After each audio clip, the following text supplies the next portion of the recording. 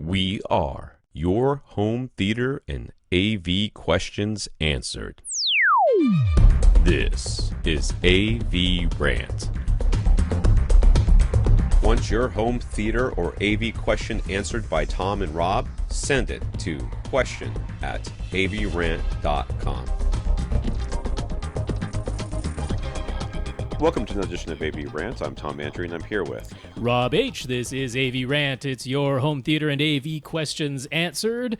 For folks who were watching on YouTube last week, I want to apologize for Tom and I being out of sync. I did a thing behind the scenes that got our lip sync really, really good, but then Tom and I in the video ended up being like, I was talking over Tom a lot because I was like ahead of Tom in the video version. So it was either that or have the worst lip sync ever by altering the audio. So anyway, it happened for 1 week. Hopefully this week, Tom and I are back into synchronization, and I might have to do more audio editing to make our lips line up, but whatever. That's the way life goes. Since I'm not on the video, it should be very easy. Easy. Lip sync will be easy this week because, if you come over to YouTube this week, Tom is a logo, and, he's doing some different things. Different microphone for Tom this week, too, so it might sound a little different, and it definitely looks a little different there over, no, that way. That way. Looks different. Much handsomer, I'm sure. All right, let's get into this. This is AV Rant, the podcast that answers your home theater and AV questions. Get your questions answered. All you have to do is ask by emailing us at question@avrant.com. Go to www.avrant.com. Leave us a comment, facebook.com/avrantpodcast. You can watch our YouTube videos over at youtube.com/avrant. That's it. Yeah. Reach us directly, Rob at avrant.com. His Twitter's at FirstReflect. I'm Tom at avrant.com. My Twitter's at avrant_Tom. And yes, I sound like I'm whispering because I'm trying not to clip. Yes, different microphone, prone to clipping. Yeah, it was fine earlier today. It's just Reaper, whatever. I can't figure out how to lower the input volume. I don't understand. I'm pushing the slider down. It's not... What if I press... Oops, I pressed a button. Oh, yeah, try now. Great. Yeah, fiddle with stuff now, Tom. This is the time to do it. This is wonderful. This is 100% the time to do it. Yep. Shut up. You tried every slider before we began this stream. Yeah, that's right. And now I'm going to try the rest of them. Good. And this thing keeps changing screens for some reason. Well, while you're doing that, maybe I'll go ahead and thank our listeners of the week. First of all, if anyone would like to donate with a one-time donation, come to avrant.com, and over on the right-hand side it says Support AV Rant with a logo of a cup of coffee, and that'll take you to PayPal, where you could use your PayPal account or just a credit card if you don't want to sign up with PayPal and give them all your vital information. So, didn't get any donors that way this week, but that's all right because we do have Patreon supporters. We have 85 patrons over at patreon.com/avrantpodcast, and that's like a automatic monthly donation. You choose the amount. It's like a voluntary subscription. So thank you very much to our 85 patrons. And if you can't support us financially, we understand. Just let us know what you did to support us, and we'll be very happy to mention you on our podcast as one of our listeners of the week. So Janan went to Accessories for Less and let them know that his Denon X4400H purchase was thanks to our recommendation, and James House of Cards C. It's a very unfortunate nickname. We need to change that. He is sticking with it. He is sticking to his guns. He likes it. It has nothing to do with the show. I don't remember. I guess there was a House of Cards at some point. Yeah, what happened? We said something about his. It's like he's living in a house of cards because I think he has so many subs or something or other. I don't remember. It was something along those lines. Okay, that sounds like us. Yeah. All right. Anyways, James House of Cards reached out to Accessories for Less as well to say how we pointed him their way and how happy he is with their quality prices and service. I did see that email. That was very nice. So thank you, James, and thank you, Janan. That's right, Janan and James. Thank you very much for talking us up to Accessories for Less.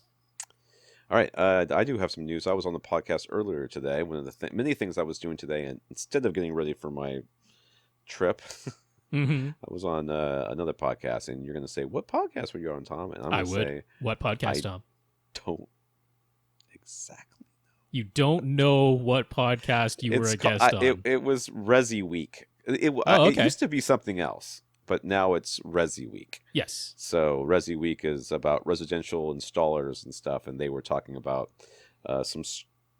I think we talked about only two things because I'm long-winded, but one of them was a Meridian streaming box, which is completely.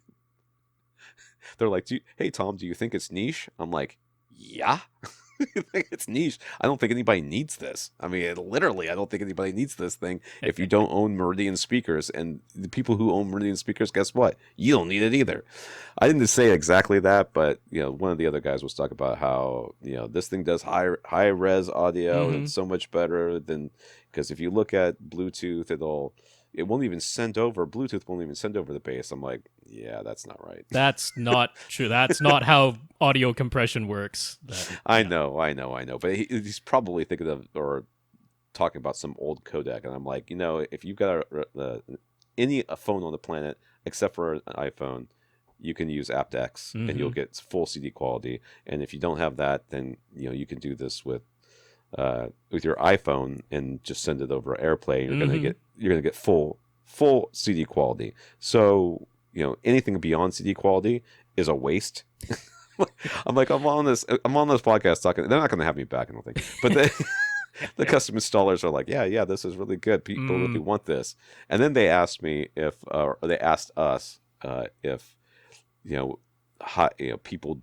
The youth today weren't going to be able to appreciate it. I'm like, oh my god. Yeah, they always like to rag on the millennials who aren't kids anymore. By the way, there are millennial grandparents now. Yes, there are. Yes, those exist. Yep. But anyways, it was fun. It was fun. I don't know when they'll come out. Probably this week or whatever. But whatever. It was fun. And they're all really nice guys. And Tim Albright, who was hosting the show, is a great guy. So check it out. It's a half-hour podcast or less. I mean, I think we had 4 things we were supposed to talk about. We only talked about 2 because we went so long. But unlike us, who will just go on for 2 hours anyways. All right, Resi Week. Check Tom out. All right. Via Michael and Carl, Disney announced their Disney Plus will launch in Canada and in the Netherlands. Apparently, geographically not close, but in spirit the same place, on the same day as the U.S., November 12th. Prices are $8.99 a month Canadian and $6.99 a month euros, I guess, in the Netherlands. Australia and New Zealand get it a week later on November 19th for $8.99 Aussie, and $9.99 New Zealand, whatever their dollars. They use dollars. Are. Okay, anyways. No bundles announced, though, and no word on Hulu yet. Disney also announced that right from day one, Disney Plus will be available on all iOS and Android devices, Apple TV, Android TV, Xbox One, and PS4, and the Roku. So Amazon Fire is being left out. I don't see Chromecast on there anyway, but I guess Chromecast Android TV will work too. Yeah, because Android. Yeah. So anything that works on Android can be Chromecasted. Yeah. So. Yeah. No Amazon Fire.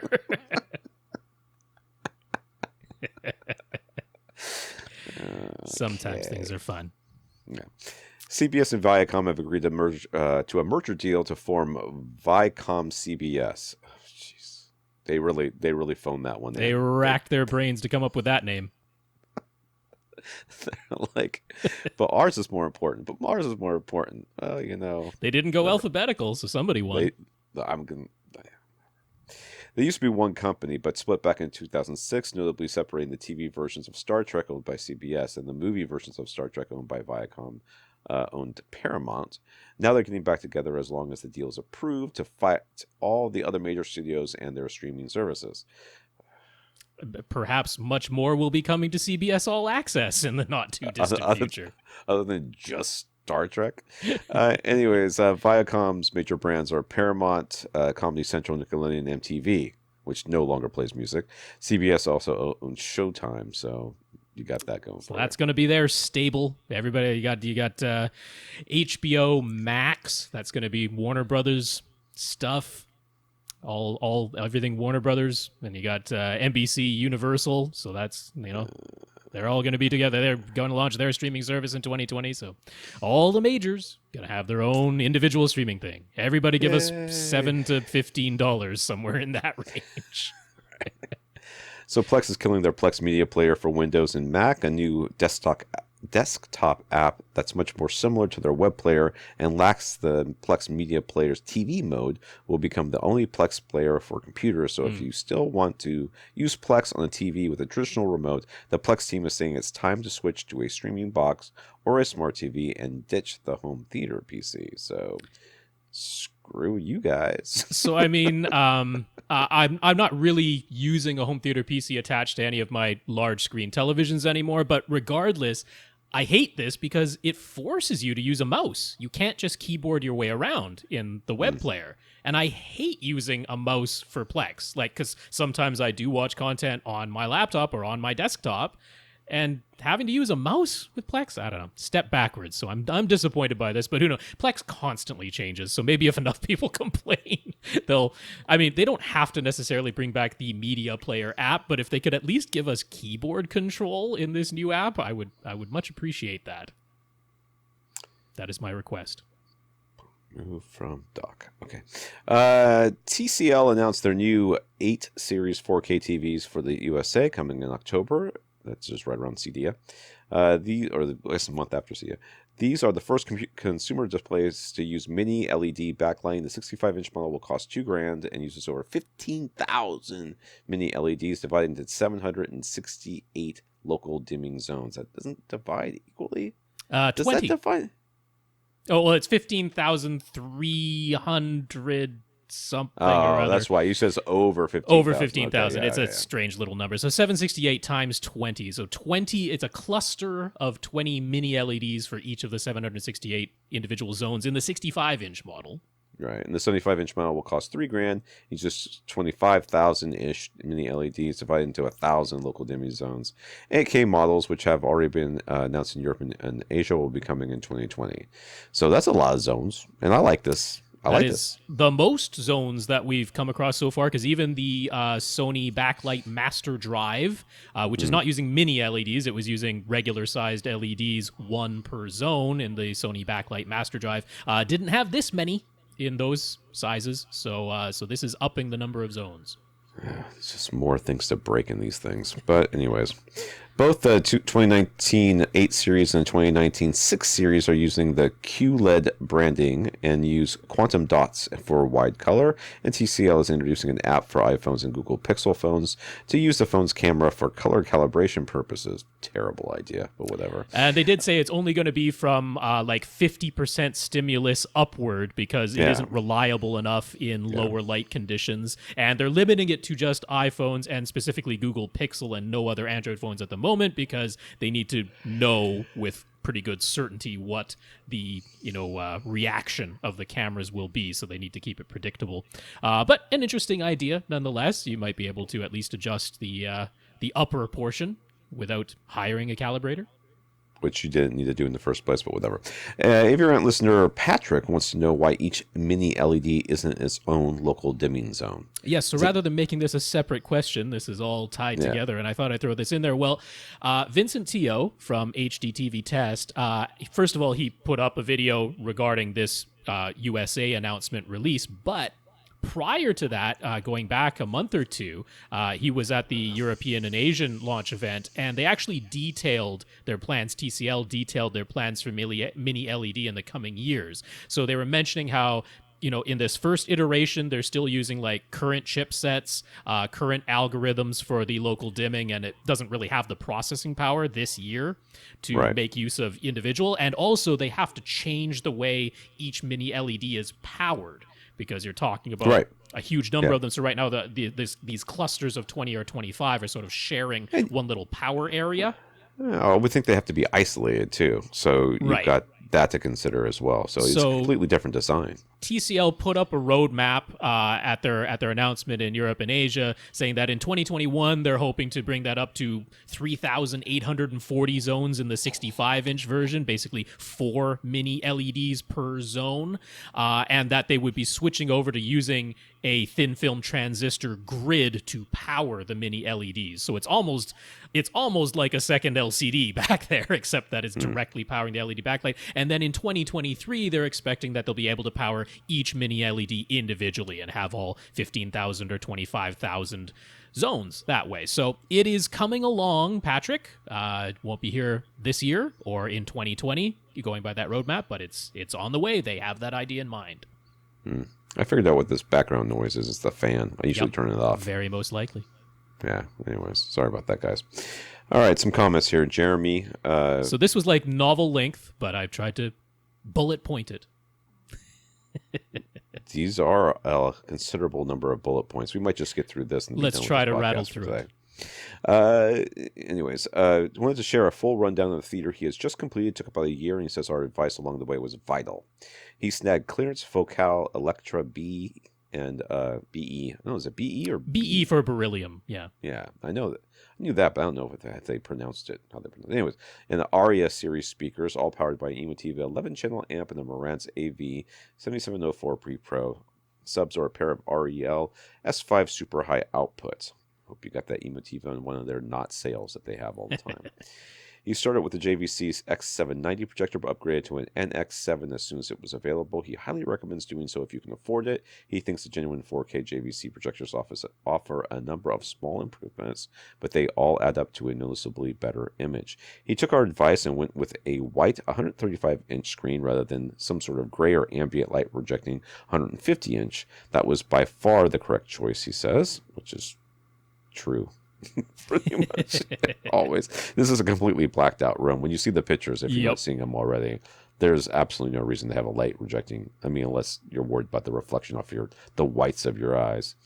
So a fiber optic HDMI cable from another price that we've mentioned finally got everything working reliably. He went with Sherwin-Williams paint, and he wound up with their tricorn black. Okay. So in a fully flat finish, it's tremendous for light control and actually looks really sharp in person, but we're right. Don't ever touch the walls. Or you'll be repainting that section. Yeah. From the pictures, we might be surprised that he didn't run wires or cables inside his walls. Instead, he ran crown molding and well-placed black curtains, including a skirt around the bottom of his walls. Oh, I didn't even notice that skirt, but there it is. There is. There's a little black skirt of curtains all around the bottom perimeter of his room. That's a good idea. This is my kind of lazy idea. I like it. It's a great idea. It blends right in. And it looks, I mean, it looks good. It doesn't look like you're doing it in particular to hide wires. It just looks like it's part of the decoration, honestly. Yeah. So he highly recommends this idea as it makes it so much easier to change any wires. He wanted to make a specific carpet recommendation, Mohawk Aero? Aero? I think it's just Aero. Yeah. Aside from the marketing check boxes of being hyperallergenic, VOC free. What is VOC? Volatile organic chemicals. All right. No, I had to worry about that with carpet, but let's go. And recyclable, which I guess you could do someday. What Jeremy loves about it, and it took him a long time to find this option, is that it can be installed over existing hardwood or tile floor without damaging the existing finish. It has an integrated thick pad underneath, and the room can go back to being hardwood at any time. So if you have a hardwood floor, maybe this is an option. So put that in our bag of tricks. Mm-hmm. He tried to save money with a DIY projector shelf. He says for a big, heavy projector like JVC, get the Chief or Peerless mount we've recommended. It wound up being so much easier and less hassle with the perfect alignment thanks to those worm gears. One of his top recommendations, if you've got a fully enclosed dedicated theater like his, get a small portable HEPA filter and just let it run whenever the theater is not in use. It is a small dollar investment, and now he's got no dust. Even in the bright projector beam, he can barely find a speck. I didn't think about that, but that's interesting. Yeah. So he says, talk to Gick, as we've often recommended. He found them super helpful, and with about $2,000 worth of panels, he thinks the performance of his room went from pretty great to ridiculously great. So that's the kind of improvement I would expect. So good. His dual REL subs have an odd connection arrangement that necessitates keeping them both up front. He's happy with it, but we all know no theater is ever truly finished, so moving subs, or maybe more subs, are still under consideration. And he's dreamed about having a theater like this since college, and partially because of our advice, plus a lot of his own sweat and hard work. He built it for a price he could afford, so he says he's a listener for life. That is the tale, and congratulations, Jeremy. It's a wonderful looking theater, and I am certain it sounds fantastic given the products that you have put in there. And I love that. I love that curtain skirt idea. That we are definitely going to be stealing that. That is something that we will mention. Dan and Mike both mentioned how getting their JVC projectors to turn off using a Harmony remote hasn't always worked.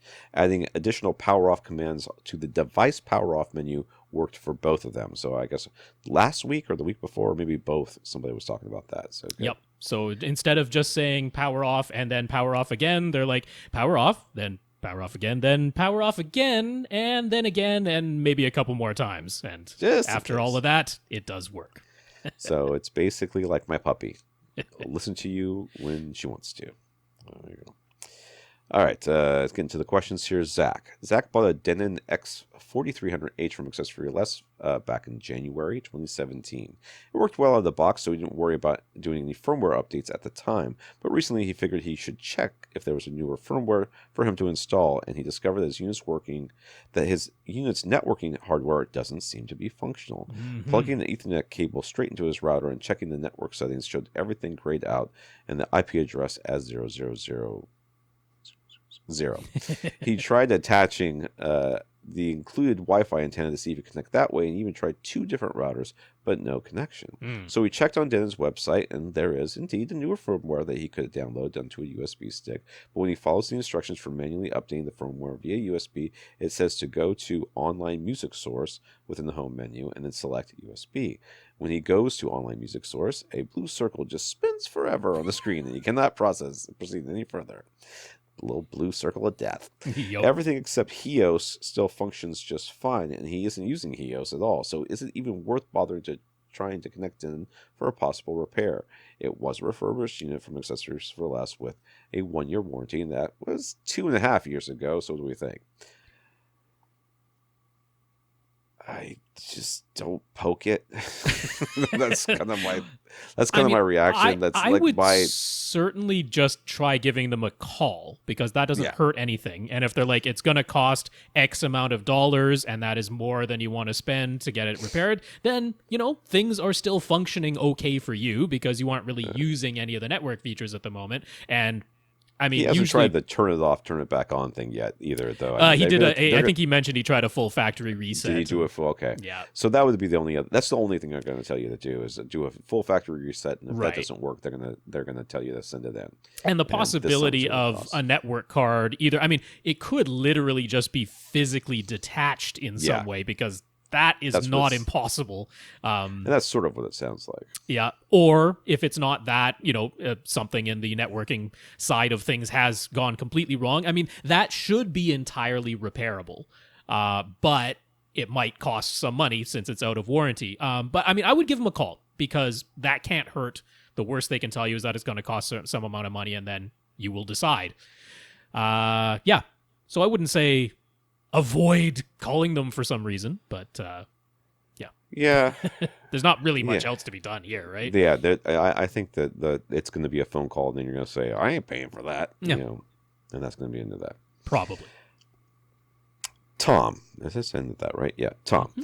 Tom says he's a longtime AVRant listener. He just completed the build of his new house with a dedicated home theater. He's using a Sony 285ES genuine 4K projector on a 150-inch screen. He's running a 9.4.4 configuration, powered by a Denon X8500H with triad speakers and SVS subs.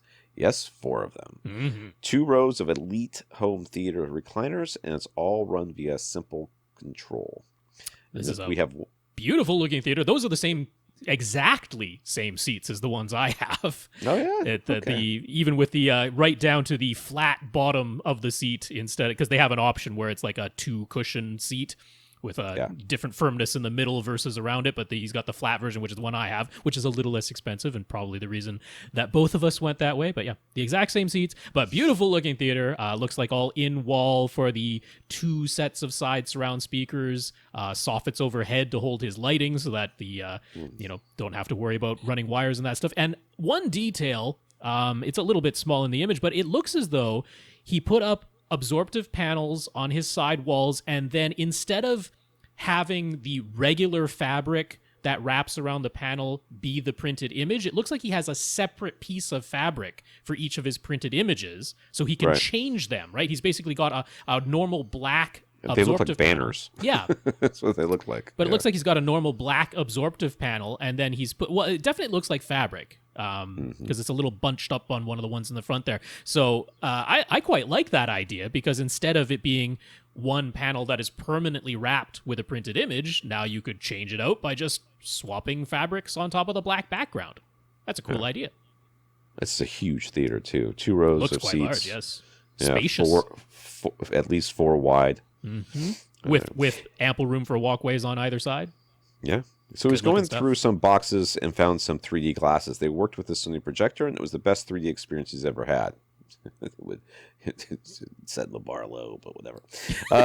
Enough that he now wants to invest in some 3D movies to add to his collection. He knows Rob is still a 3D fan, so what are some of the best 3D movies for him to check out? Well, Avatar is That is on the list. That's got to be one of the best ones. I'll tell you what, I got, this sounds stupid. I got Shadow of the Colossus remaster for the PS3. Oh, right, game. And yes. the game is remastered in 3D. You can play that in 3D. So. Actually, quite a few games, even if you're using 3D like processing inside of the display itself, quite a few games do quite well, especially racing games. Racing games work quite well being like fake 3D'd, but it still works really well. First thing I'll mention is that actually Wikipedia, of all places, has probably the best and most comprehensive and well up-to-date list of 3D Blu-ray releases. So if you just want to see what is available in 3D Blu-ray, check out Wikipedia's list of 3D Blu-ray releases. That's the resource I always use. I'm going to mention the ones that I think are actually enhanced very much by 3D to the point that I think it's like part of the movie to see them in 3D, that it's actually better to see them that way. Avatar is one of those. Hugo was intended to be seen in 3D. Which one's Hugo? That's the one with Chloe Grace Moretz and God, who am I forgetting? It's all about like 1930s, 1940s movies, but it was meant to be seen in 3D. Dread 3D should be seen in 3D. Okay, I think Gravity. Gravity, I think, is like vital. I still to see haven't in 3D. seen that movie. Yeah, definitely that one. And then in the Marvel movies, Ant-Man and Doctor Strange, I'm like... Doctor Strange makes sense. And Ant-Man also makes sense based on...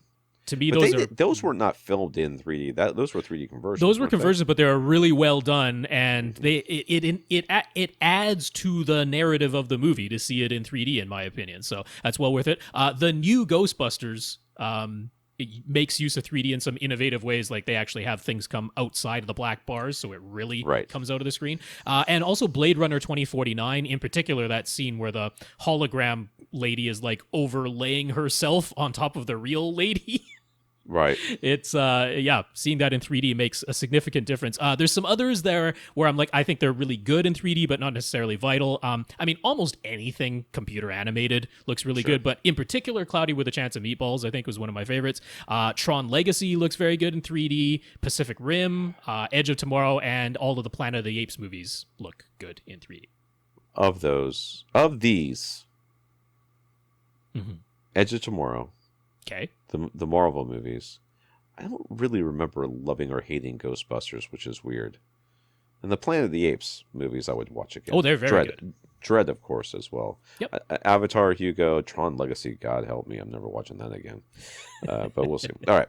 And I did like Blade Runner 2049, but holy moly, is that a slog. It was meant to be. The original Blade Runner is not fast-paced. No, it is not. It's fine. I understand that, but it's still a pain to get through. You know, what's his name? Just staring blankly at the screen with no emotion. Ryan Gosling? Yes, for an entire movie. It gets old. Chad is using a Denon X6400H with a 7.2.4 configuration. When he's watching something that's actually Atmos or DTS-X, it's easy. The receiver automatically goes into Atmos or DTS-X listening modes and all is well. But how can he make sure he's using the best listening mode when he's watching regular 5.1 or 7.1 content or listening to 2-channel music? He would like to use some sort of upmixing so that all 11 of his speakers are being put to use. When he checks the front panel or uses the info button, the receiver seems to be defaulting to Dolby Surround most of the time. But if he presses the various listening mode buttons, there are other options available. Which is best? And didn't we say something about using game mode for upmixing? How does he do that? Okay, so yes, they're all kind of different things, and it should, input to input, remember which one you chose last. Yeah, per input, so per like HDMI input, right, and then also per codec. So whatever Right. codec is coming in, if you have manually, like let's say for a regular vanilla Dolby Digital 5.1, you have manually selected, who knows, maybe you applied DTS Neural X upmixing to the incoming Dolby Digital 5.1 signal. Maybe that's just the one that you preferred. It should remember that for that input whenever a vanilla Dolby Digital 5.1 signal gets coming into that input, but not necessarily for other HDMI inputs. And then for every different type of codec, so regular DTS, Dolby Digital Plus, True HD, DTS HD Master Audio, all of them, it'll remember whatever you set it to. Now, if you want it to do it all automatically, there is that option on the Denon AVRants. On the remote, there are the colored buttons, the green, red, blue, yellow buttons. Those double as the sound mode buttons when you're using the remote to control the AV receiver. And if you actually press the yellow pure button, it'll first, of course, go to direct, and then it'll go to pure direct, but on the third press, it'll go to auto.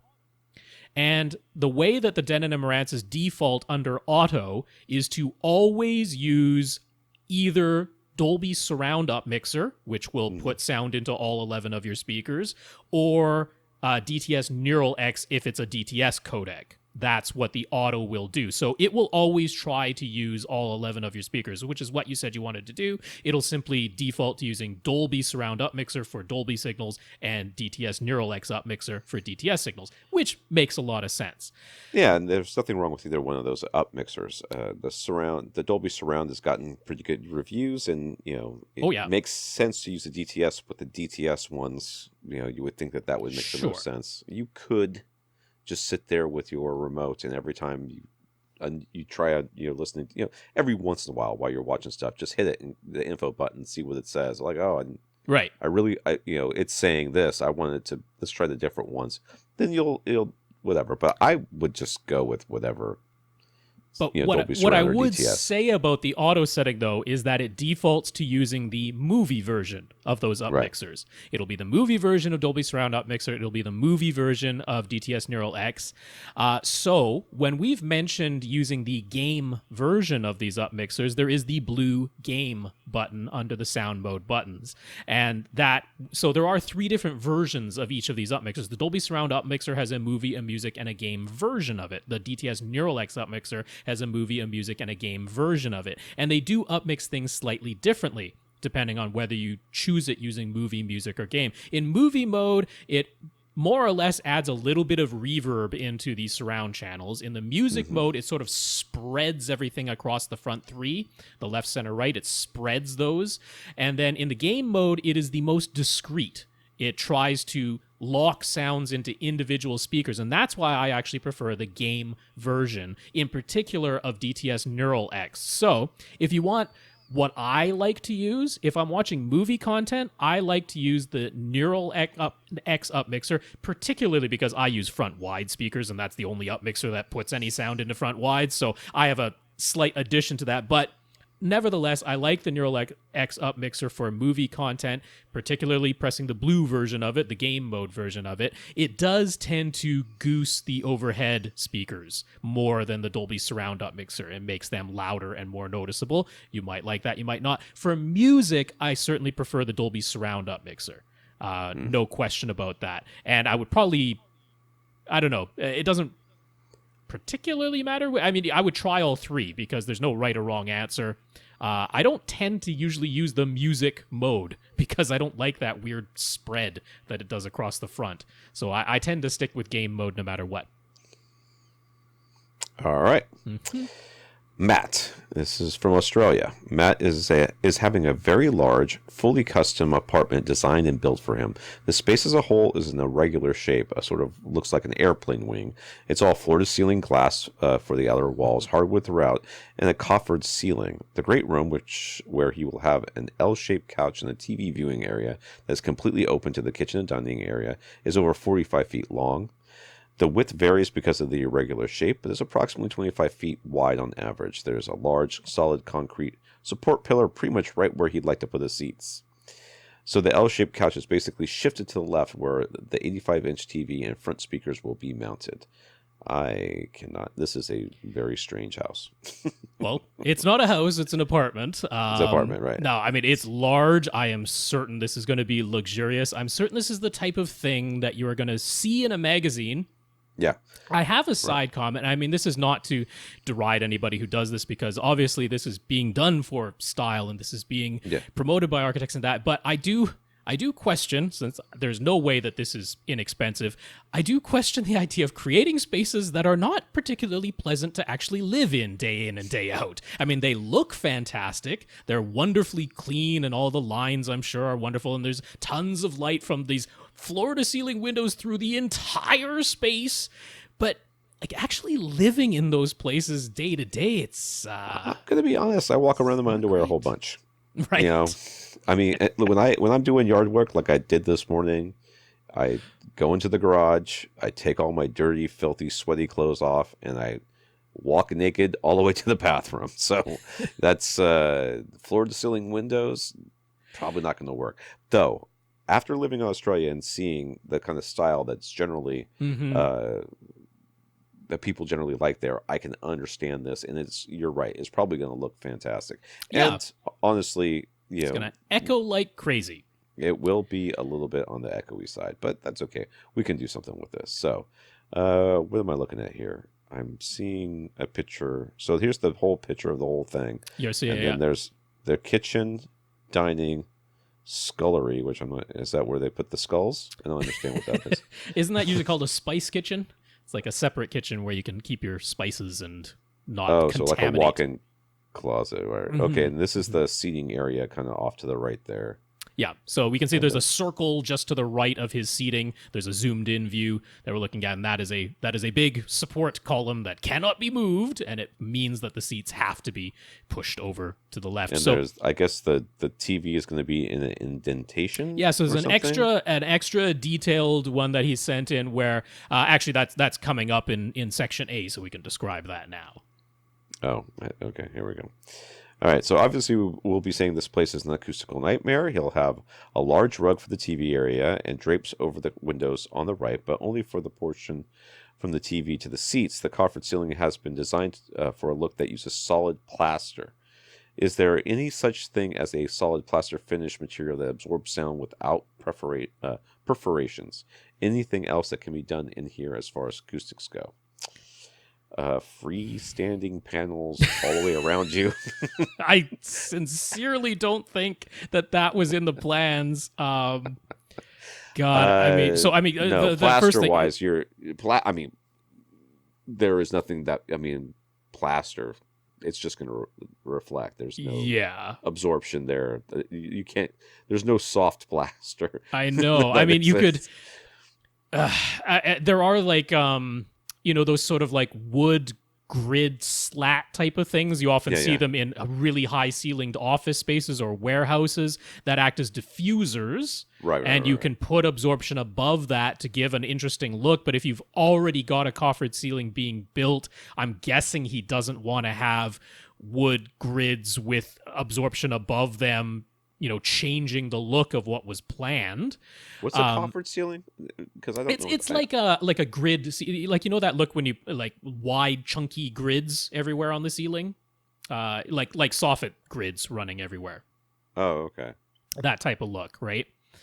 So I mean, like my instinct. So I am not aware of any type of material that looks like plaster, like a solid plaster finish, but somehow absorbs sound. I don't know how that would really be possible.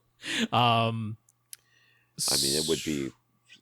would be something that would have to be specially designed. It would have to be like a foam or something that looks like plaster, but it would be a faux finish. But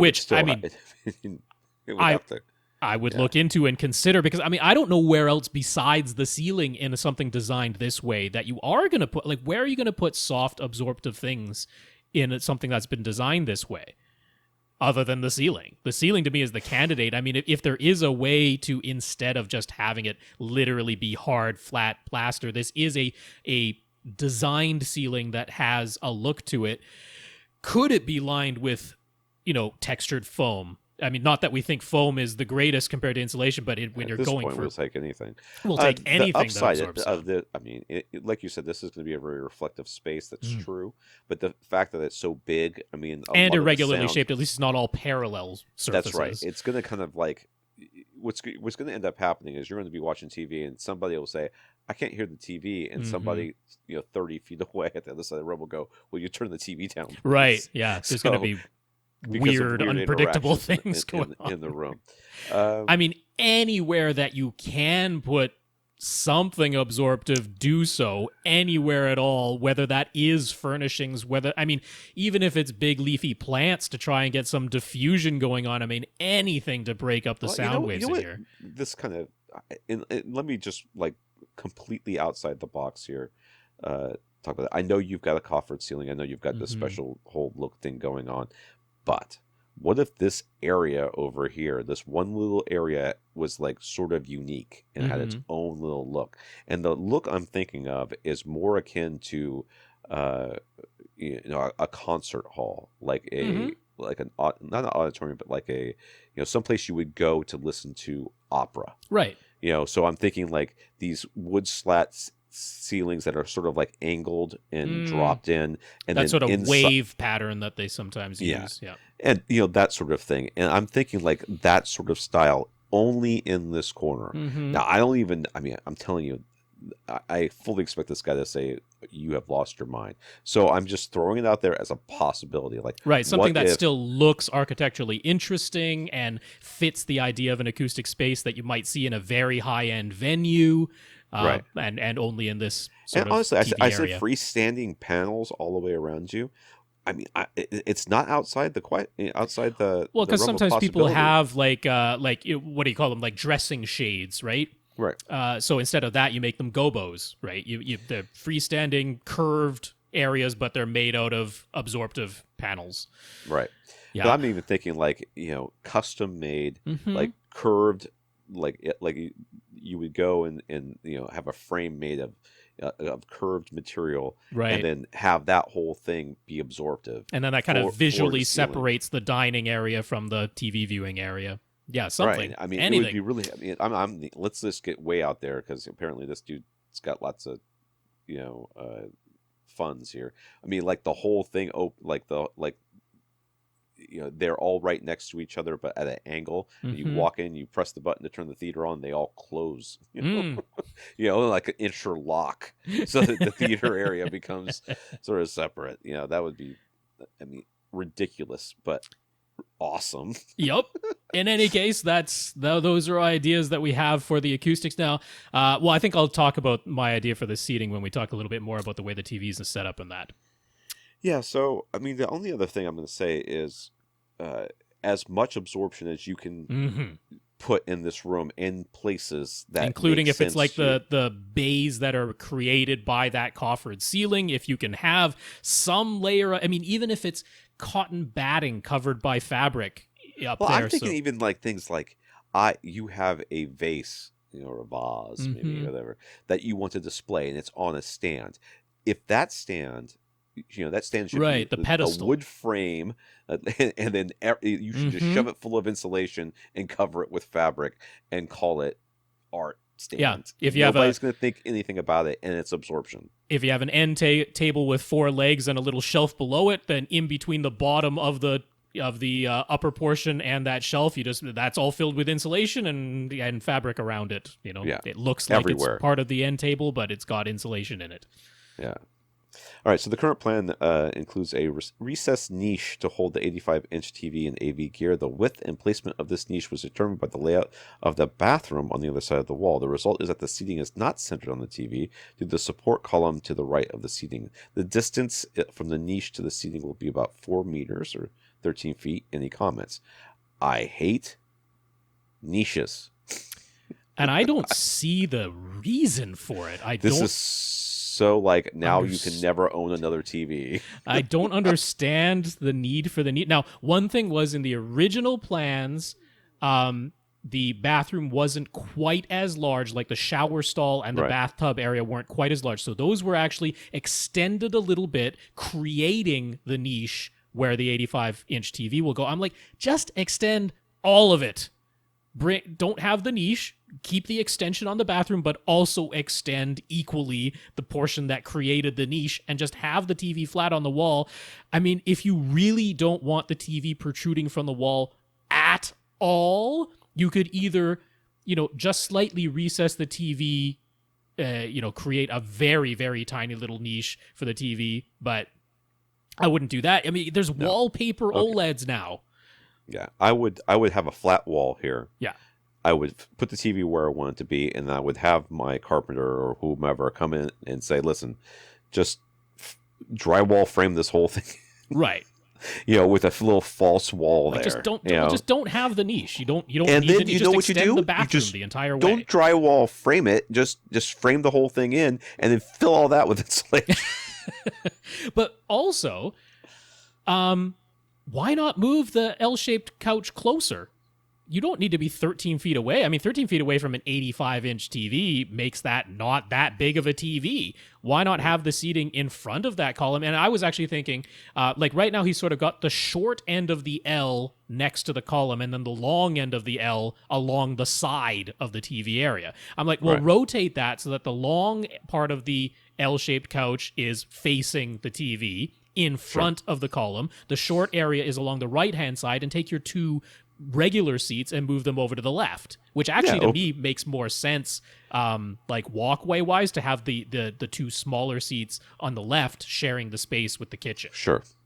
So, and that way because the way it is right now, your guests or whoever's watching TV has more of a possibility of having their backs to the rest of the house, which I guess in the idea of enclosing this area as its own little space, is in not having distractions from outside come in. I mean, that's sure, whatever, but I think that Rob's right.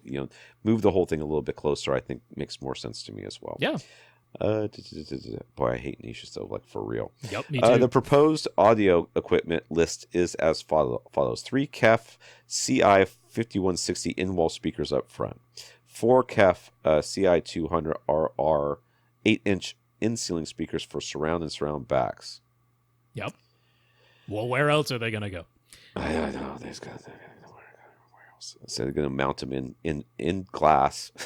Well, no, in the ceiling, in the coffered ceiling. Honestly, dude, I've seen those transducers that vibrate the glass. I mean, this is one of the very few applications where that's your surround right speaker. Wow, your surround right speaker is the entire right window. All right, 4 KEF. I already said that surrounds around backs. 2 KEF. Same things. No. CI 200Q SB 8-inch in-wall subwoofers installed in the niche up front. That is the current plan. KEF KAS A500 2x500 watt subwoofer amplifiers. All right, because they're in walls, so they have to have their amplifiers. Separate amplifiers to go along. Anthem receiver Emotiva amplifier. Okay. So there's a very rough sketch of the proposed layout. He's got some questions. Oh, so the subs are in the wall. In the wall. Low? Up front. That is the current plan. 8-inch in-wall KEF subs. Question 1, will those subwoofers be sufficient? No, they will not. So here's the thing. I'm not laughing at you, dude. Believe me. I am not laughing at you. I'm laughing at the size of these subwoofers. On KEF's own website, they say that you can technically make use of this 8-inch in-wall subwoofer model to get you to either THX Select or THX Ultra, neither of which is actually sufficient for this amount of space that you're dealing with. But not even close. What they say to use for THX Ultra is 4 pairs of these 8-inch subs. 8 of them. 8 of them. Not 2. 8 of them. THX Select would be 2 pairs, so you're definitely not even reaching that. And honestly, roughly eyeballing this space, I would say you probably need 32 of them. Which I think is getting excessive. All around the room. They would have to be all around the room. Yeah. Yeah. You would need at least 60, and I'm thinking probably 32 of them. So I don't think that is a proper solution. And the 2 up front is so woefully inadequate. I mean, these are the same diameter as your surround speakers, sir. Please think of that for a moment. These are not subwoofers. In fact, the monstrous front speakers that you have opted for can play lower than these quote-unquote subwoofers. So there's a whole bunch of things here. First of all, you don't need that largest in-wall front speaker model from KEF. They have one size down, which is, I think, the 3160. And for your front three, I would go with that. And that saves you like half. The 3160s are like half the price of the 5160s, particularly if you move your seat closer, as we're suggesting. Definitely. Even if you don't, well, I mean, if you don't need to. I mean, at most, you're 13 feet away. You don't need these gigantic front speakers, all right? No. So take all that money that you saved on those. Don't buy these little in-wall KEF subs. Is there any way we can put a pair of PC4000s in this room, cylinder subs that can be camouflaged in a multitude of ways? I mean, I know they're not in walls. I know it would mean something actually standing up, but you already have like circular support columns. You can make the cylinder subs look like they're part of the architecture if you want to. You could buy 4 of them and you have 2 stacks. Then wrap the whole thing in fabric. So honestly, it looks like it's 2 PC4000s probably isn't enough for this space either, but they will come much closer to being adequate than just 2 of these little 8-inch KEFs. I mean, you've got to get rid of these little 8-inch KEFs. Is there any in-wall sub I could recommend you? Well, I mean, RBH does make a dual 12-inch. Yeah, but that's still nowhere near what he's going to need for this place. Probably not. I mean, that's the only thing Sunfire had one for a while too, but right. it would not have touched. I really want you to get a couple of PC4000s and find a way to integrate their cylinder shape, because they can be camouflaged in all sorts of ways. So on top of that, you went for like the most expensive in-ceiling speakers that KEF offers, which I understand they're part of the same series. Do we know how tall this place is? We don't know how tall it is. So, I mean, that may have something to do with it. No, but I'm just thinking, the reality is you can stay with the 8-inch size, but just go with the Q series, the Q series in. You're talking, these are your surrounds and your surround backs. They don't need to be the THX Ultra ones for your surrounds and surround backs. Can I just say you don't need surround backs either? There's that as well. I mean, I'm not super opposed to it, but your ability to hear the difference between surrounds that are directly to your left and right and like 15 feet up in the air, and your surround backs, which are 2.5 feet behind that, right, and 15 feet up in the air, is minimal. I really feel like all you're doing is making a more diffuse sound up there. So I would not get 4. I would get 2 8-inch, and so we're saving money on that too. And not that this guy is trying to get us to help him save money. What we're talking about is trying to get you the best sound. Yes, and the best value. Which means you don't need these monster speakers up front, because you're not sitting 20 30 feet away. To answer the next question, which we will get to right now, does he need the Emotiva amplifier? The proposed KEF speakers are 90 dB at 1 meter efficient, but they're 4 ohm rated. Well, we already asked you to switch them, and you don't. You don't need the Anthem either. Can we go with that? No, but that's not. I don't have any problem with that choice. Yeah, it's fine. And you know what? Honestly, we got to remember too. We're talking about Australia, so it's very easy for us to say, "Oh, you just get spend $500 accessories for less." Get a Denon and Marantz. But that's not the case over there. No, that Anthem choice. That's not the overblown model. Whatever. That's a perfectly reasonable choice. Yeah. So I'm totally fine with that choice of receiver. If you're using it, especially if you move the seats closer, even the smaller model is equally as efficient. Or I think maybe they're 89 dB at 1 meter instead of 90, but it's very, very close. But I mean, do whatever you can to maybe get a pair of PC4000s here instead. Definitely don't use those in-wall 8-inch KEF subs. Right. There is no in-wall sub that you're going to find that will do the job. So, okay. So I like KEF as an option here because they're a little bit more of a directed sound. I mean, this is one of the very few times where I could start thinking about, Martin Logan's and, those sort of electrostatic. If you did that, speakers. then you'd need the separate amplifier. then you could get that sampler amplifier. Look at that. You could spend a bunch of money on those guys. And they have those art panels, whatever they are, or whatever that Yeah, they come do off. have the wall mountable Martin Logans now, yeah. Right, which I've heard before, and they're fine. They are very directional. Exceedingly directional. Do not let them tell you that they're not, that they are just like regular speakers, and that they will have good dispersion. They do not.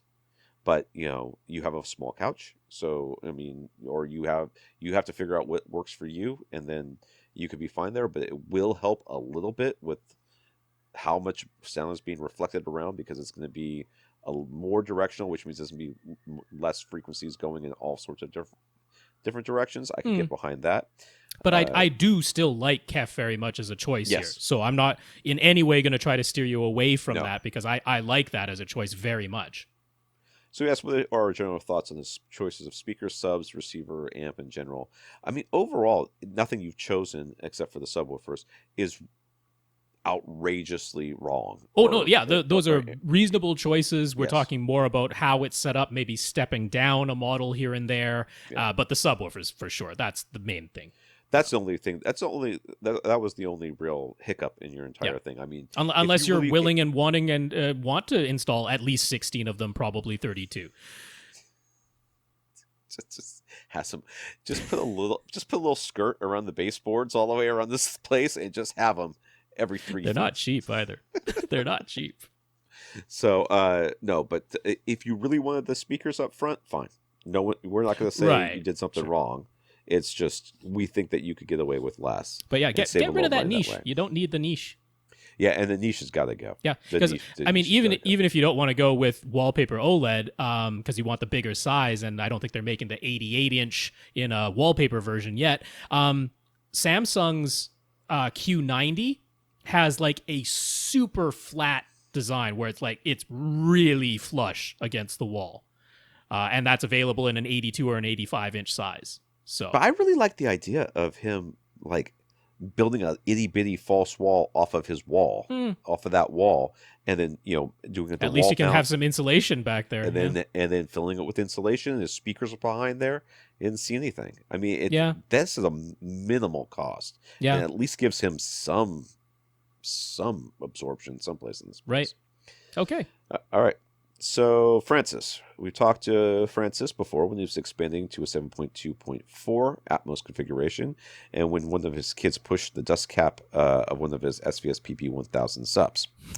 So, yeah, that's fine. I feel like the PB1000 dust caps getting pushed in was just something that will resolve itself. Just like watch Pacific Rim. Shake loose eventually. I don't know about that. They're pretty sturdy. They're pretty sturdy dust caps. Yeah. Anyways, he's using a Marantz SR7010 receiver, dual PB1000s, 4 KEF E301 satellite speakers for Atmos, and his 7 Florida-level speakers are all B&W M1 satellites. This is the old pics without the Atmos, but they give us an idea here. Yeah. He's got like these little bitty satellite ones and little bitty things, and this other guy's sitting probably about the same distance away, but he wants speakers that are taller than I am. Right. This is the opposite. He wants itty bitty. It does look like you're about 12, 13 feet away in this, eyeballing it in this photo. Yeah, it's got an L-shaped couch and everything, so it all sort of works. Yeah. So good. Here we go. He's thinking like a floor-level speaker upgrade now. He's a bit meh on Atmos. Yeah, welcome to my world. But the Kefs do a good job, and his bass is great, but he'd like better dialogue intelligibility and just a more open, effortless sound. The B&W M1 satellites have to be crossed over fairly high, and anytime he gets the master volume above -30 or so, it seems like the front speakers are compressing and not getting as loud as they should, plus they start to sound a bit harsh. That absolutely does not surprise me. Seems entirely plausible. So given the size of the speakers and how far away it looks like you're sitting, I'm not shocked at all.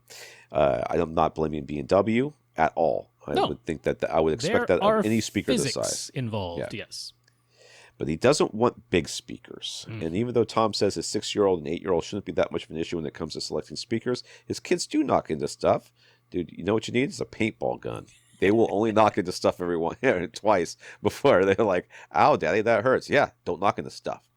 So I wish you could do that. You can't do that. I mean, I'm sure someone does do that, and that's a terrible person. So he doesn't want these speakers that can be easily knocked off their stands. Towers that don't take up any space would be okay. Don't know how that happens. Yeah. They live in the TARDIS. Is that how it works?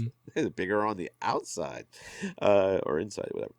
The priority is the front three, though he'd like 5 perfectly matching speakers. He's fine with the surround backs and Atmos overheads being a mismatch for the time being. What can we suggest? Well, I suggest a stand that locks onto your speaker, and that you fill with heavy material so that your kids hurt themselves instead of hurting your speakers. I usually suggest kitty litter. Kitty litter is a great thing to deaden and weigh down. And you can pick any speaker, but I like any RBH bookshelf speaker, I think. But I mean, they're not satellites. They're not as small as what he's using, and it sounds like he wants something about as small as what he's already using. Yeah, well, that's the problem right there. It doesn't happen. It is a bit of a problem. I mean, you could go Klipsch. Klipsch is one option. They do have a satellite speaker package that is well more efficient than those B&Ws. That's true. I really think you should go bookshelf speakers. Can I know. Reiterate that? He doesn't want big speakers. I didn't say they're not big. They're bookshelves. They're a pretty reasonable size. Even the Impression series are pretty honking good size. One that I like, if you don't go Klipsch, is from Focal.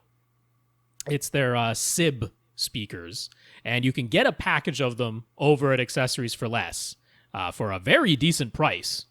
Let's see. Now, you have no choice but to get the teeny tiny little subwoofer that comes along with it, but $420. So really not a bad price for 5 of these satellite speakers and a sub. Now, the reason I really like this is they're not as small as you might think just looking at them, like a lot of Focal stuff. It's not quite as small as you might think, because these are a 5.25-inch driver. And they do play down to 75 hertz minus 3 dB. So if you're thinking you want something that can play a little bit lower so you don't have to use the 120 or 150 hertz crossover, and has some higher efficiency and a little bit higher power handling and can contend with your space while still being a satellite speaker option, I like that Focal as an option. Now, it comes with the integrated mounts, which means that any type of stand where it gives you the option to secure to the base of the stand, you would just screw them in like you would any other secure mount. So I think it checks all the boxes. Klipsch would be the other option in my opinion. Any other thoughts? Yeah, I'm looking at these.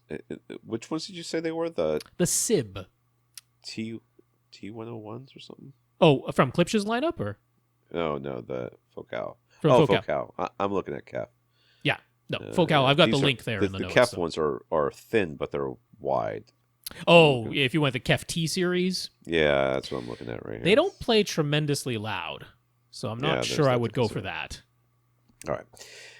Anyways, no, I don't have anything. Focal or there Klipsch? used to be that, and I think RBH did make them for a little while, but there used to be that. Yeah, the E series, but they don't make them anymore. Thin. Yeah, they don't make those anymore. Nope. You could find them someplace maybe. All right, Adam. Adam has a 7.2.4 speaker set up in 2 rows of seats. He's using very efficient speakers all around. Power Sound Audio's MT110s up front, HSU HB1 Mark IIs as surrounds and surround backs, and Klipsch R15Ms as top fronts and top rears. Everything is horn loaded. Everything. Yes. So for those of you that don't know what we're talking about, if you've ever seen a speaker that looks like it's got a big gaping hole where the tweeter should be, that's a horn-loaded speaker. Due to some space limitations, he initially mounted his surround speakers directly to the left and right of his front row of seats, but he actually prefers to sit in his back row most of the time, so his surrounds are in front of his primary listening position. Mm-hmm. He moved some things around, and now he has the space to put speakers directly to the left and right of his back seats. Now he's thinking he'd actually like to install an additional pair of side surrounds rather than move his existing surrounds. Naturally, he's considering getting another pair of HSU HB1 Mark IIs to match his existing surrounds and surround backs, because quite a few Best Buy gift cards saved up, and they don't sell HSU. Best Buy does sell Klipsch, though. So what if he moved his HSU surround back speakers so that he is using all 4 of his HSUs as side surrounds, and then adding a pair of Klipsch bookshelf speakers from Best Buy as surround backs? Do we think he'd have any issues? No. That sounds entirely fine to me. Yeah. I mean, the likelihood of you ever noticing a timbre mismatch in your surround backs Right. Okay, so Well, I'm the insane person who got 11 ribbon tweeter speakers because I was like, I am gonna have matching timbre all around me and overhead, come hell or high water. And comparing that, so in the overhead positions and the surround back positions, I'm like, yeah, there was really no reason for me to have done that. That right. made no noticeable difference. Yeah.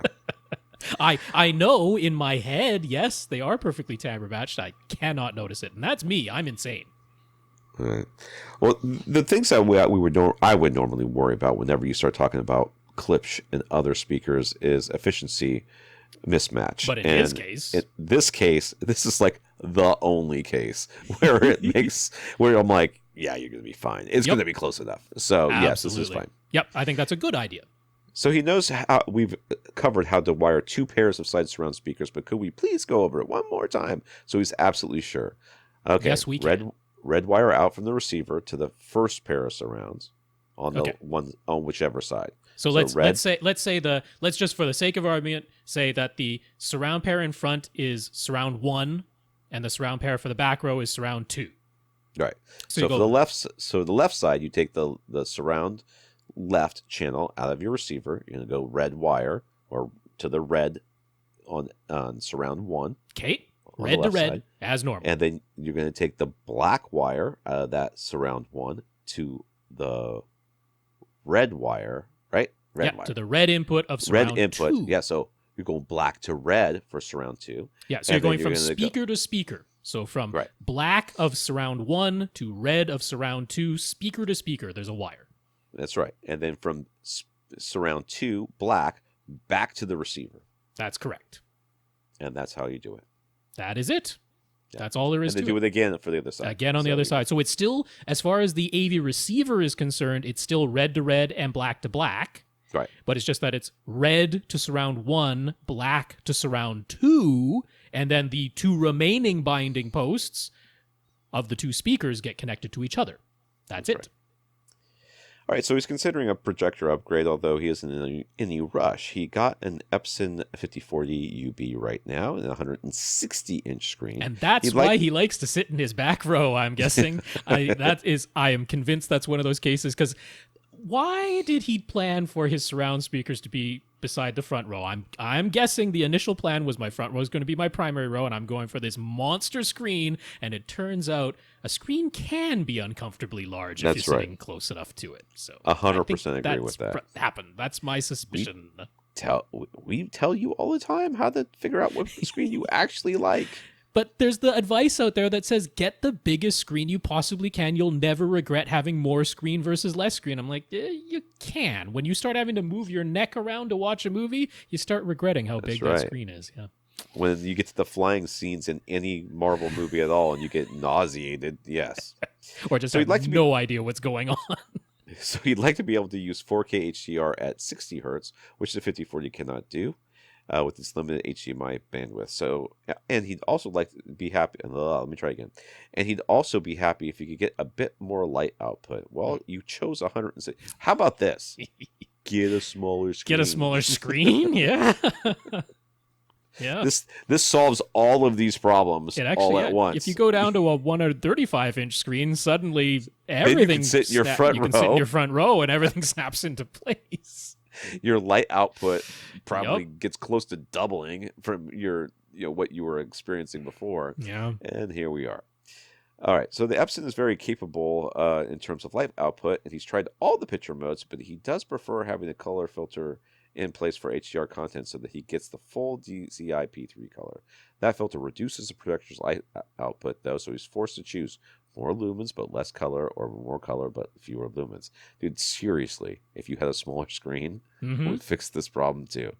So he's considering the JVC NX5. He's read that even though the Epson claims 2600 lumens on the spec sheet, and the JVC only claims 1800 lumens on the spec sheet, I swear if the next words I read are the JVC lumens are real, I'm going to slap somebody.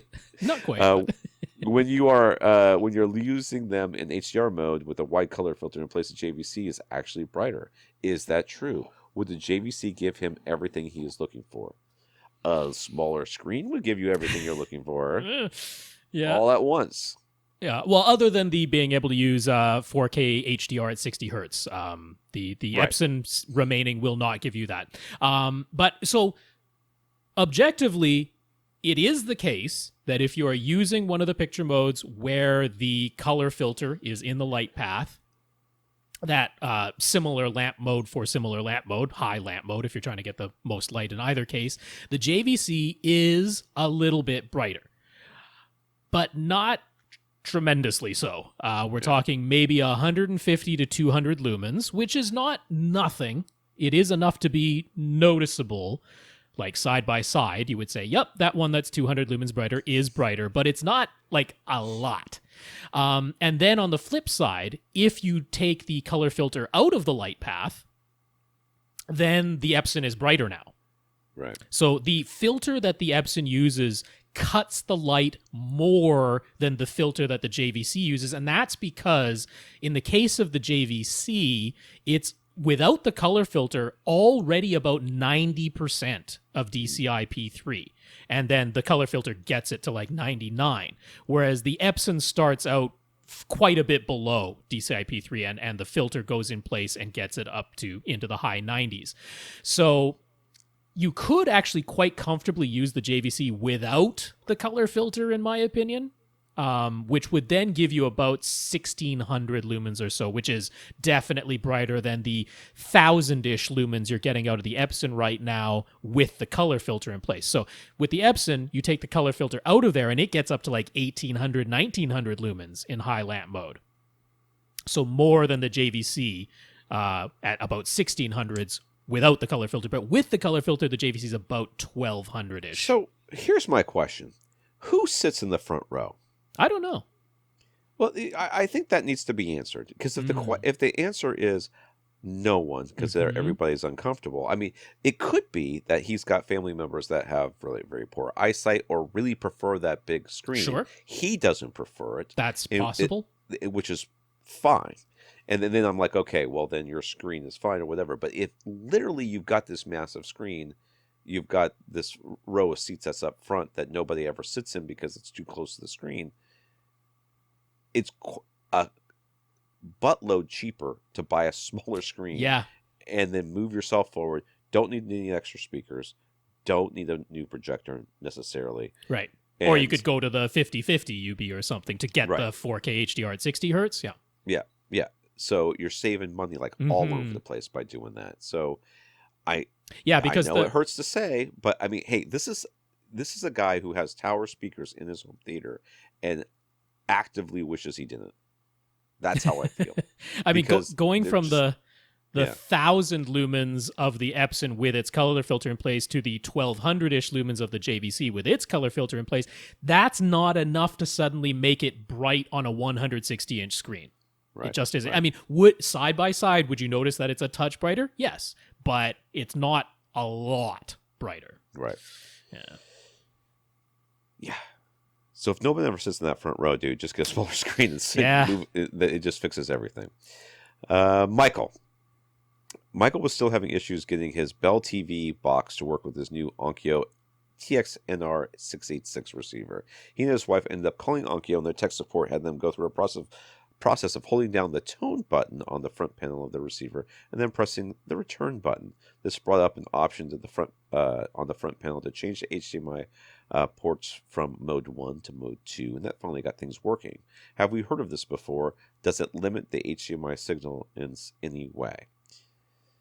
Have we heard of this? This does sound familiar to me. It rings a little bell, and I tried to find mention of it and came up short of finding mention of it. It rings a bell because somebody did talk about sound familiar, yeah. It's a thing like this. So, I mean, like in the case of the Denons and the Marantz, it's actually just in the regular user menu where you can turn on enhanced or standard HDMI mode, which is essentially just limiting it to 10.2 gigabits or all the full 18 gigabits. Now, what I could find looking this up online, this seems a little different, this mode 1 versus mode 2, because the references I could find, because I couldn't find anything in the manual referencing it.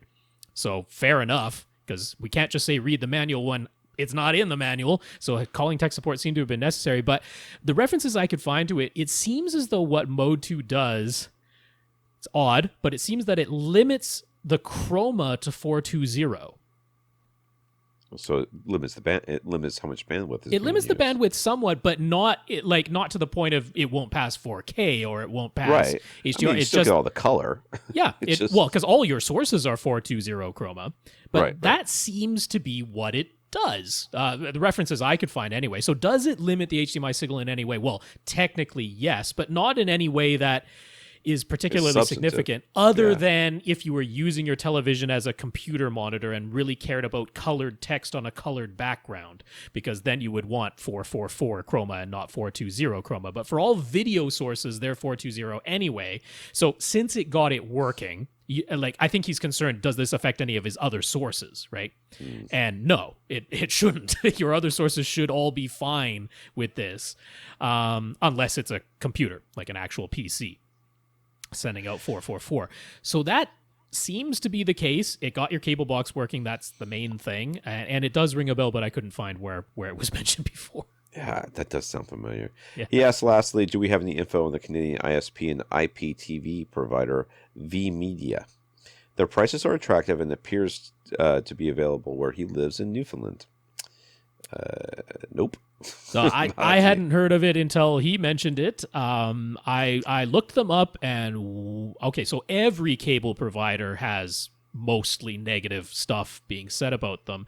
However, when every review is a 1-star review, like literally not a single review higher than 1 star, that makes me wonder a little bit if this is the way to go. So, because let me just say something about ISPs and people complaining about things like this. right. You know, a lot. I'm a member of the local neighborhood Facebook group, Mhm. which is I've come here to chew bubblegum and complain, and I'm all out of bubblegum group Right. because that's all they do is complain.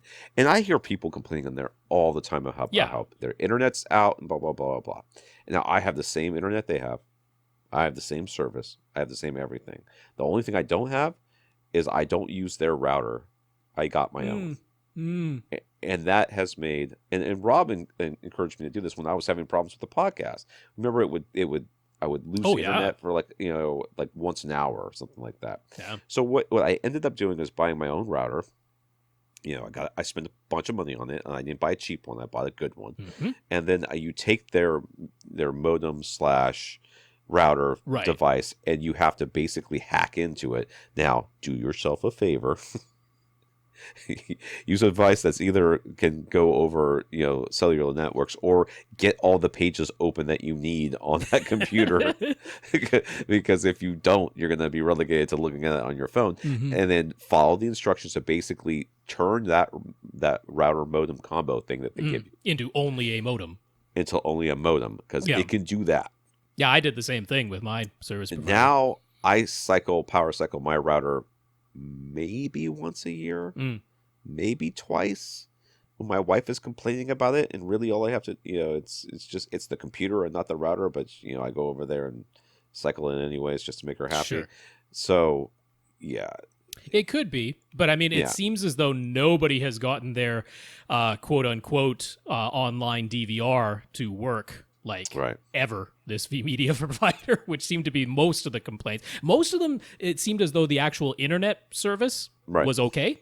Yeah. It was all to do with the TV, saying that the DVR never works, and also that they just don't reply. There's nobody manning the customer service. And that's something completely different. So, Yeah. and what he sounds like he's doing is trying to save money, which I Yeah. completely understand as well. So, I don't There's know. a I mean, service out here called WoW that everybody is signing up for now. Mhm. All these people who complain about the normal service provider that's out here, and I'm like having no problems with it. I got tons of speed, and they're But like I don't know. Vmedia, they don't have any of their own infrastructure. They borrow from whatever other infrastructure the other service providers have. So, which is fine, because I mean, all Shaw and Bell and Telus and everybody They all in do the same Canada, thing, their infrastructure is pretty good, honestly. So that's not the issue. But yeah, it just seems that they're trying to offer things low. Apparently, nobody's manning the customer service branches of it, and nobody seems to be able to get their DVR to work. So. But if it's cheap and easy to give it a trial, then why not? See, you could be not one of the people leaving a 1-star review. Right. If you don't care about the DVR, then you're good to go. Joe owns a JVC X55, 550 projector. That was the very first model year that technically supported HDR, but it had the known issue with HDR where JVC had to put up a whole web page of settings on how to address how HDR wasn't being shown properly, and rather than deal with all that, Joe just set his 4K sources to output SDR instead, which is completely reasonable as far as I'm concerned. That's what a lot of people did. Yeah. So his X550 developed a light leakage problem, and that is and that is going in for repair under warranty. But he's been told it'll likely be without a projector for about a month. So he decided to try a new NX5 in the meantime, and if he likes it enough, he'll keep it and then sell his X550 when it's back from repair. So what settings should he change on his source devices? An Oppo 203, Apple TV 4K, TiVo Premiere, and Xbox One. Should he just switch the ones that can do 4K HDR into that mode instead of 4K SDR? Yeah, does it have an auto?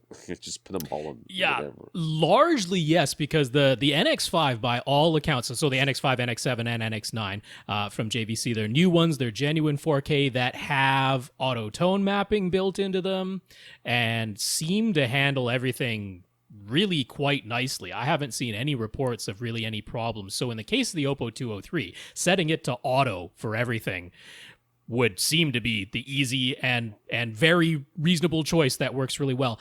The TiVo Premiere, as far as I'm aware, is HD only, so there shouldn't be anything to do in that one. And the Xbox One, I'm not sure if you have a S or an X. In either case, again, like the Oppo 203, setting everything to auto there, or basically to the highest setting available, should work, because the NX5 has the full 18 gigabits per second bandwidth, no problem taking 4K HDR at 60 frames a second, so all of it should work. It does not have variable refresh rate or auto low latency mode, so don't turn those things on in your Xbox, but I don't think the option, I think those are grayed out anyway if it doesn't support it, so that's not a problem. So the only one that is a little bit tricky is the Apple TV 4K, because in the case of the Apple TV 4K, it's a weird one where you kind of want to set it for its default video output to basically the lowest setting that you might want to use, which would be 4K SDR.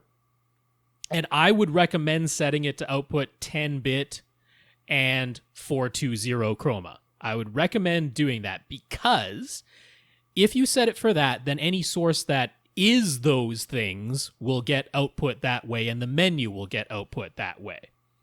But you have the option in the Apple TV 4K to go into the settings of the picture menu that say match the content's dynamic range and match the content's frame rate, and turn both of those on.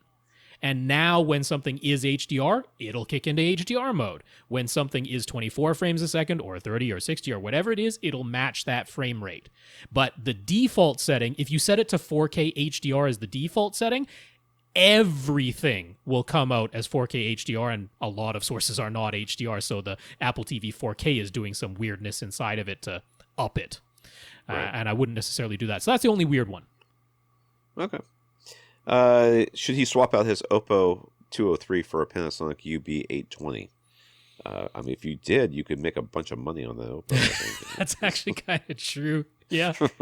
So I mean, I don't think I wouldn't. I mean, I don't think I would. So here's the thing: the JVC projectors and the Sony genuine 4K projectors, for that matter, are set up to tone map themselves 1000 nit mastered content really, really well.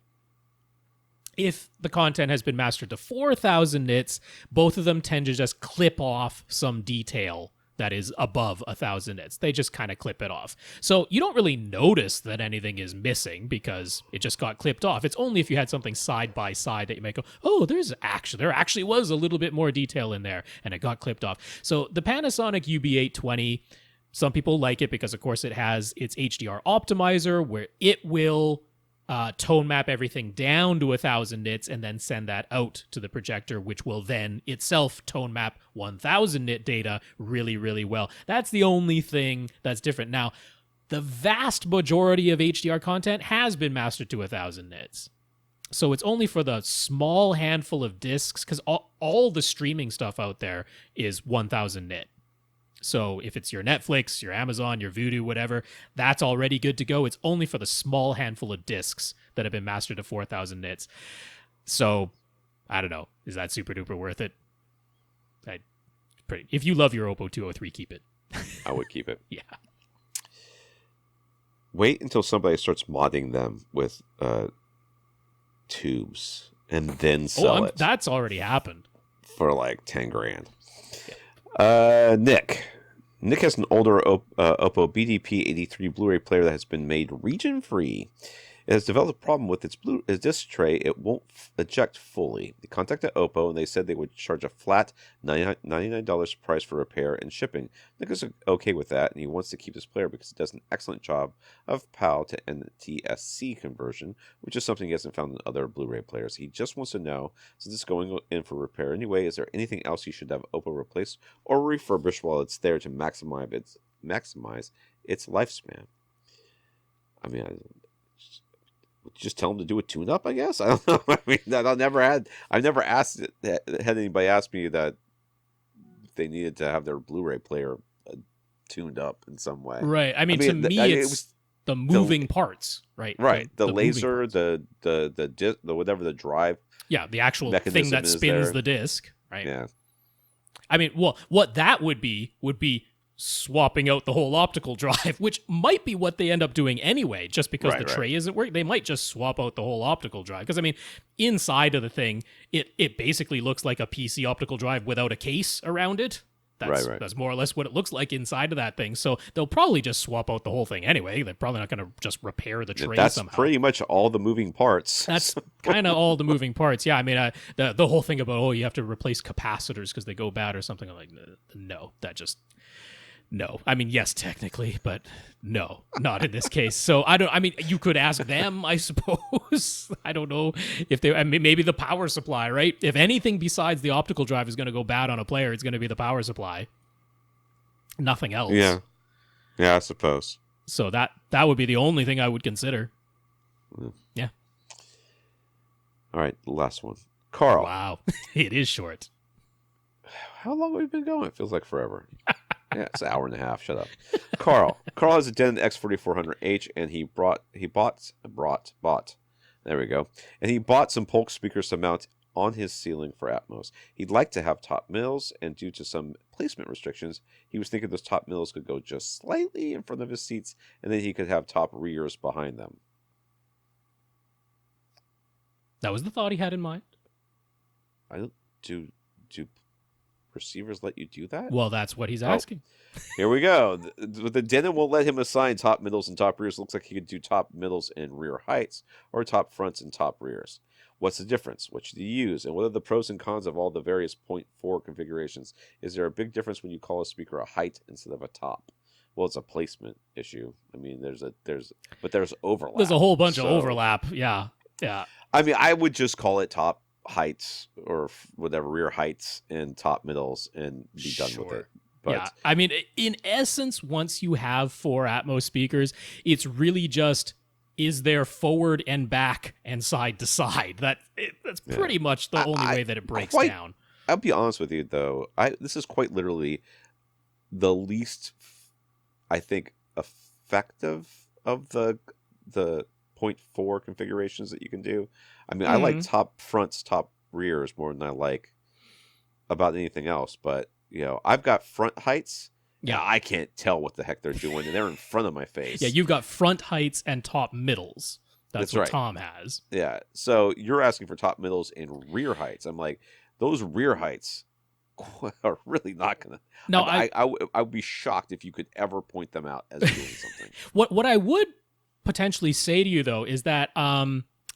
It has been noticed that in the case of DTS-X, which some of the content you watch might be DTS-X instead of Atmos, that it really doesn't seem to work well with the configuration of top, middle, and rear height. That DTS-X, for whatever reason, the way its algorithm steers things is looking for a front and a rear. Be that front heights and rear heights, or front heights and top rears, or top fronts and top rears, or top fronts and rear heights. Regardless, as long as something is named front and something is named rear, then DTS-X seem to work well. Once something is named top middle, it doesn't seem to steer things as well as it really ought to. So it might, just for all the sound is going to be there, regardless of what you call it. But for the sake of DTS-X, if you just label what you're proposing as top fronts and top rears, that will probably work best. That's what I would recommend you do, because your top middles are going to be a little bit in front of you, and then you've got your rear heights. Technically that's what you would have to call them. But if you just call them top fronts and top rears, you're going to get forward to back steering, and that's really what you want. So the Polk speakers you bought are the OWM3s. You could use their keyhole mounts to have them just basically flush on the ceiling and firing straight down, or you could use the threaded mounting hole to put them on the pivot mount. Should he get the pivot mounts so that he can aim them? No. Nope. Straight down. There you go. That's an easy answer. Yep, I like it. All right, who do we got left?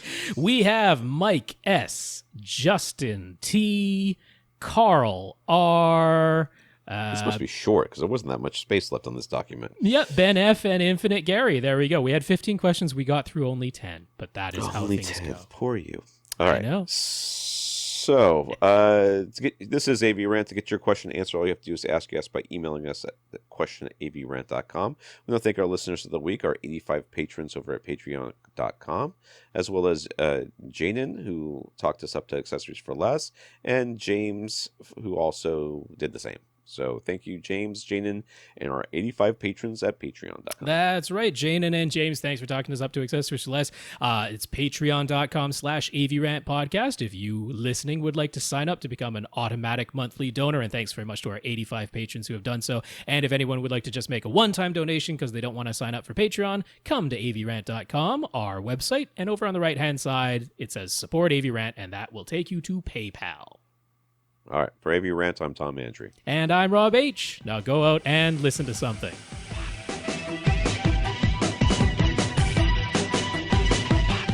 Want your question answered? Send it to question@avrant.com.